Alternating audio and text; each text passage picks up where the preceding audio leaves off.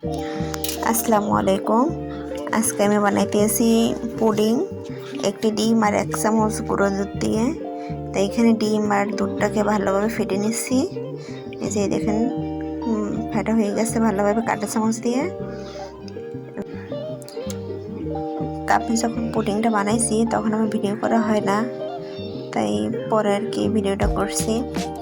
তা আপনারা চাইলে এরকম বানাইতে পারেন। আর কাপে পুডিং বানানো একদম ইজি। আপনারা যে পাত্রে বানাবেন সেই পাত্রে একটা সুতির কাপড় দিয়ে নেবেন, অল্প পানি দিয়ে একটা সুতির কাপড় দেবেন, তা না হলে কাপটা ফেটে যেতে পারে। চাইলে আপনার টিস্যু পেপারও দিতে পারেন। কাপটা সরাসরি কলের উপরে রাখবেন না, তাহলে কাপটা ফেটে যাবে। এই যে দেখেন আমার পুডিংটা কত সুন্দর হয়েছে।